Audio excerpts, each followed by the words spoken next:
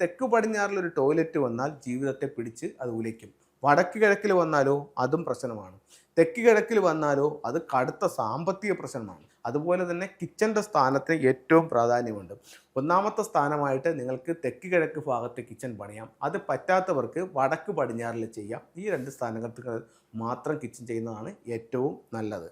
ഒരു പുതിയ വീട് വെക്കുമ്പോൾ നമ്മൾ ഒരുപാട് പൈസ മുടക്കിയിട്ടാണ് വീട് വെക്കുന്നത്. അപ്പം നല്ലൊരു കൺസൾട്ടിങ് കൂടെ എടുത്തുകൊണ്ട് നിങ്ങൾ വീട് വെക്കുകയാണെങ്കിൽ ആ വീട്ടിൽ എല്ലാ സൗഭാഗ്യങ്ങളോടും കൂടി നിങ്ങൾക്ക് താമസിക്കാനായിട്ട് സാധിക്കും.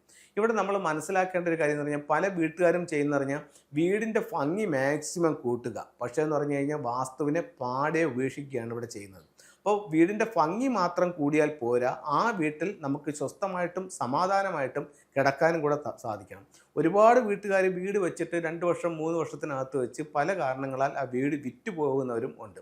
അപ്പോൾ അതിൻ്റെ പ്രധാന കാരണം ആ വീട്ടിലുണ്ടാകുന്ന വാസ്തുദോഷങ്ങളാണ്. അപ്പോൾ നമ്മളൊരു വീട് വയ്ക്കുമ്പോൾ അറിഞ്ഞിരിക്കേണ്ടതായിട്ടുള്ള ചില കാര്യങ്ങൾ. ഒന്നെന്ന് പറയുന്നത് ആ വീട് സ്ക്വയറോ റെക്റ്റാങ്കിൾ ഷേപ്പിലോ ആയിരിക്കണം. ഇപ്പോൾ പലരും നമുക്ക് വാസ്തു എന്ന് പറയുമ്പോൾ അവർ ഏറ്റവും കൂടുതൽ ആൾക്കാർ ചോദിക്കുന്നതെന്ന് പറഞ്ഞു കഴിഞ്ഞാൽ, സാർ ഇത് എത്ര കോലാണ്, ഇതിൻ്റെ ചുറ്റളവ് എത്രയാണ് എന്നുള്ളതാണ് പലരും ചോദിക്കുന്നത്. ഇപ്പം നിങ്ങൾ ചുറ്റളവ് നോക്കുകയോ നോക്കാതിരിക്കുകയോ ചെയ്തോ, അത് നിങ്ങളുടെ ഇഷ്ടം. പക്ഷേ എന്ത് തന്നെ ആയാലും വീട് സ്ക്വയറോ റെക്റ്റാങ്കിൾ ഷേപ്പിലോ ആയിരിക്കണം. അത് ഏറ്റവും പ്രധാനപ്പെട്ട ഒരു കാര്യമാണ്. അത് കഴിഞ്ഞിട്ട് വീടിൻ്റെ മൂലകളിൽ ടോയ്ലറ്റുകൾ പരമാവധി ഒഴിവാക്കണം. അതുപോലെ തന്നെ വീടിനെ കറക്റ്റ് 9 നമുക്ക് തിരിക്കാൻ പറ്റും. അതിനൊരു കണക്കുണ്ട്. ചുമ്മാ 9 തിരിച്ചുകൊണ്ട് അതിനെ തിരിക്കാൻ പറ്റത്തില്ല. അതിൻ്റെ ഒരു കണക്കുണ്ട്. ആ 9 തിരിച്ചിട്ട് ആ കിട്ടുന്ന ഓരോ ദിക്കും, ഇപ്പോൾ തെക്ക് പടിഞ്ഞാറിലൊരു ടോയ്ലറ്റ് വന്നാൽ ജീവിതത്തെ പിടിച്ച് അത് ഉലയ്ക്കും. വടക്ക് കിഴക്കിൽ വന്നാലോ അതും പ്രശ്നമാണ്.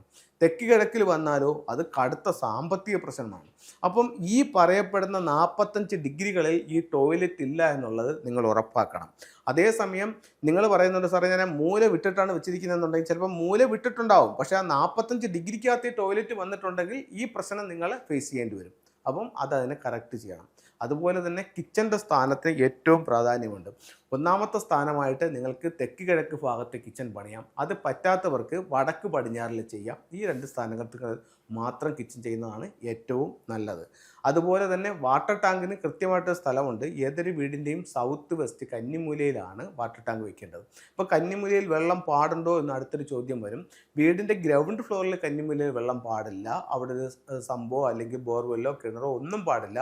അതേസമയം വീടിൻ്റെ മുകളിലാണെങ്കിൽ സൗത്ത് വെസ്റ്റ് കോർണറിൽ നമുക്ക് വാട്ടർ ടാങ്ക് വയ്ക്കാം. അവിടെ ഹൈറ്റും വെയിറ്റും ഉണ്ടായിരിക്കണം എന്നുള്ളതാണ് വാസ്തുവിൽ പറയുന്നത്. പലരും ചെയ്യുന്നത് എന്താണ്, തെക്ക് കിഴക്ക് ഭാഗത്ത് കിച്ചൺ കൊണ്ട് വെച്ചിട്ട് അവിടെ ചിമ്മിനി വെച്ചിട്ട് അതിൻ്റെ മണ്ടയിൽ കൊണ്ടുപോയി വാട്ടർ ടാങ്ക് വയ്ക്കും. അതൊക്കെ വാസ്തുപ്രകാരം തെറ്റാണ്. അപ്പോൾ വീട് ഈ ഷേപ്പിലായിരിക്കണം. അതുപോലെ തന്നെ നമ്മൾ പല വീട്ടിലും കൺസൾട്ട് ചെയ്യാൻ ചെയ്യുമ്പോഴത്തേപ്പോൾ ലാസ്റ്റ് ടൈമിലേക്ക് ആയിരിക്കും ചെല്ലുന്നത്. അപ്പോൾ നമുക്ക് തെക്ക് പടിഞ്ഞാറ് ഭാഗത്ത് വടക്കോട്ട് നോക്കി നമുക്ക് ക്യാഷ് ബോക്സോ അല്ലെങ്കിൽ അലമാരയോ വെക്കാം. അവിടെ കൊണ്ടുപോയി വെക്കാൻ പറയുമ്പോൾ കറക്റ്റ് അവിടെ ഒരു ബെഡ് സ്വിച്ച് കൊണ്ടുപോയി ഫിറ്റ് ചെയ്തിട്ടുണ്ടാകും. അപ്പോൾ നമുക്ക് അതവിടെ വെക്കാൻ പറ്റാത്ത ഒരു സാഹചര്യം ഉണ്ടാകും. അതുപോലെ തന്നെ നമ്മൾ കിടക്കുമ്പോൾ തല വരുന്നത് ഒരു ടോയ്ലറ്റിൻ്റെ ഭിത്തിയിലാവാൻ പാടില്ല. അങ്ങനെയാണെങ്കിൽ നമ്മുടെ സൗഭാഗ്യങ്ങളെ ഫ്ലഷ് ഔട്ട് ചെയ്ത് പോകുമെന്നാണ് പറയുന്നത്. അങ്ങനെ വീടിൻ്റെ ഓരോ പണിയിലും നമ്മൾ വളരെ ശ്രദ്ധിച്ച് നോക്കി മുന്നോട്ട് പോകേണ്ട ഒത്തിരി കാര്യങ്ങളുണ്ട്. അതുപോലെ തന്നെ വീടിൻ്റെ ഫ്ലൈങ് സ്റ്റാറും കൂടെ നോക്കിയിട്ട് നല്ല നക്ഷത്രങ്ങൾ നിൽക്കുന്ന സ്ഥലത്ത് വേണം പ്രധാന ഡോറുകൾ ചെയ്യാൻ.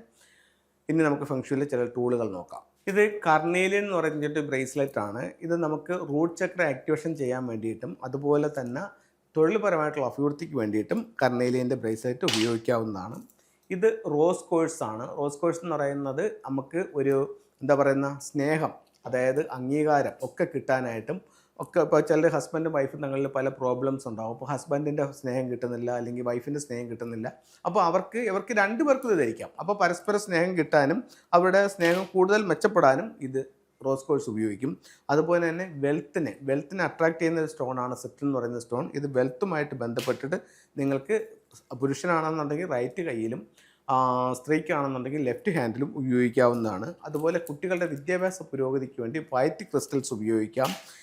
ശരീരത്തിലുള്ള നെഗറ്റീവ് എനർജിയെ വലിച്ചെടുക്കാനും നമുക്ക് എപ്പോഴും ഡിവൈൻ പ്രൊട്ടക്ഷൻ കിട്ടാനും വേണ്ടിയിട്ട് നമുക്ക് ഈ പറയുന്ന അമെത്തിസ്റ്റിൻ്റെ സ്റ്റോൺസ് ഉപയോഗിക്കാം. അപ്പോൾ എല്ലാവർക്കും എല്ലാ സൗഭാഗ്യങ്ങളും ഉണ്ടാവട്ടെ എന്ന് പ്രാർത്ഥിച്ചുകൊണ്ട് നിർത്തുന്നു. നന്ദി, നമസ്തേ.